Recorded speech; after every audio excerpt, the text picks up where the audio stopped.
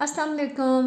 Welcome to my YouTube channel cooking with Siha Rizwan. आज आपके लिए बहुत मज़ेदार सी पोटैटो डिश की रेसिपी लेके आई हूँ। बहुत मज़े की बनती है। इंशाल्लाह ताला आपको रेसिपी बहुत पसंद आएगी। तो जल्दी से चैनल पर नए हैं तो प्लीज़ सब्सक्राइब करें, बेल के बटन को प्रेस करें ताकि नई वीडियोज़ आप तक पहुँचती रहें। वीडियो अच्छी लगे तो प्यारा सा कमेंट भी कीजिएगा और वीडियो को लाइक शेयर भी कर दीजिएगा। तो आइए बिस्मिल्लाह करते हैं। सबसे पहले जी मैंने 3 आलू लेके दरमियाने साइज़ के उनको बॉयल कर लिया था काट के।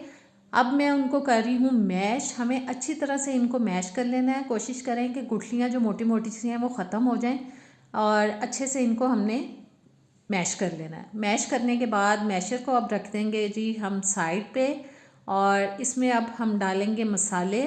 मैशर को साइड पे करेंगे और मसाले डालेंगे, जिसमें मैं डाल रही हूँ इसके अंदर हाफ़ टी स्पून तक कुटी हुई लाल मिर्च, नमक डाल देंगे हस्बे ज़ायका, काली मिर्च का पाउडर भी हाफ़ टी स्पून तक, चाट मसाला मैं डाल रही हूँ 1 टीस्पून तक। मसालों की मिकदार को आप अपने टेस्ट के हिसाब से कम ज़्यादा कर सकते हैं। हाफ़ कप तक मैंने ले लिए हैं स्वीट कॉर्न्स यानी कि उबले हुए छली के दाने। और ये मैं डाल रही हूँ मोज़रेला चीज़, जिसको मैं ग्रेट करके नहीं डाल रही, फ्रीज़र में से निकाला था इसलिए फिर मैंने इसको काट लिया था छोटे छोटे पीसेस में। और मेरे पास रेड शिमला मिर्च पड़ी थी, वो मैंने बारीक काट के डाल दी है। आप कुछ भी डाल सकते हैं, हरी मिर्चें भी डाल सकते हैं, हरा धनिया भी डाल सकते हैं। अच्छी तरह से सब चीज़ें डालने के बाद हमें इनको अच्छे से मिक्स कर लेना है आलूओं के अंदर।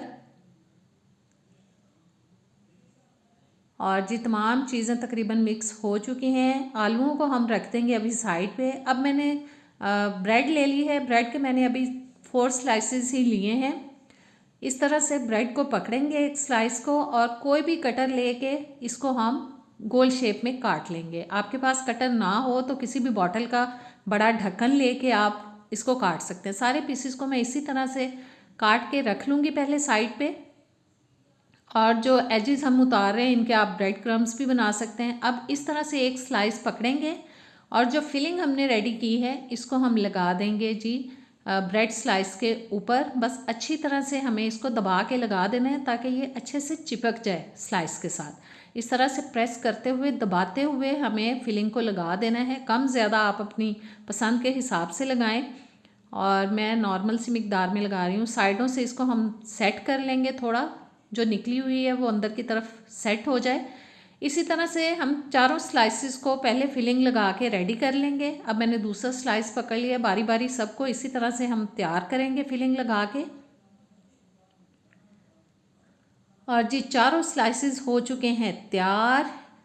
अब मैंने एक प्लेट के अंदर ले लिए हैं तिल सफ़ेद वाले और इस तरह से हम एक स्लाइस पकड़ेंगे और इसको दबाते हुए अच्छी तरह से इसके ऊपर लगाएंगे तिल, ताकि वो अच्छे से चिपक जाएं। और देखिए मैं ऊपर से प्रेस कर रही हूँ ताकि तिल जो है वो अच्छी तरह से फिलिंग के साथ सेट हो जाएं, अच्छे से चिपक जाएं।